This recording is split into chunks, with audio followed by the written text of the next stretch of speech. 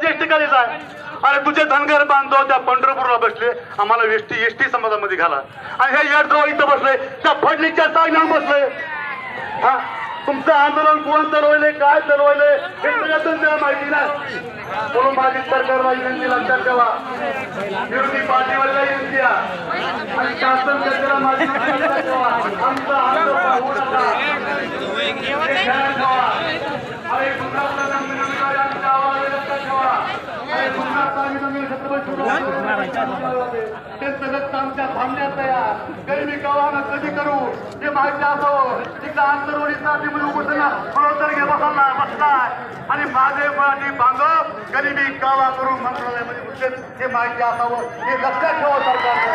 म्हणून माझी सर्व बांधवांना माझी विनंती लक्षात ठेवा. आपण सर्वांनी एक विनंती आमच्या हॉटेलला तुम्ही उभं दिलं आणि आपण प्रत्येक गावात आपल्या गाडी बैल वगैरे ज्या वाहनाने तुम्ही आलात त्या ठिकाणी आलात. आणि माझी या ठिकाणी सर्व कार्यकर्त्यांवरती आपण व्यवस्थितरित्या परत जा आणि आपला धनगे साहेबांचा आदेश आहे, पाटलांचा आदेश आहे. आपण रणनीतीच्या मार्गाने जायचं नाही. त्याच्या अंतरावरती मंदिरामध्ये संघर्ष योद्धा मनोज जरांगे पाटील उपोषणाला बसलेत आणि काही हाकेच्या अंतरावरती त्या हाक्याला शहाण्याला या ठिकाणी सर्वांना माझी विनंती खाली बसा. त्या ठिकाणी उपोषणाची परवानगी का दिली? त्या गृहमंत्र्याला खाली बसा. माझी विनंती सगळ्या खाली बसा.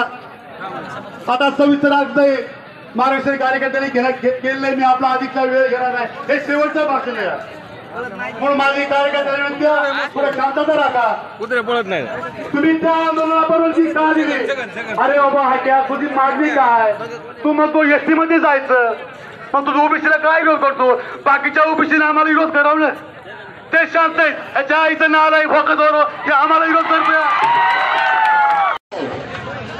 सर्व बैलगाडीवाल्यांना विनंती की आपण आपल्या बैलगाड्या व्यवस्थित झुपा आणि हळूहळू साईडला घ्या.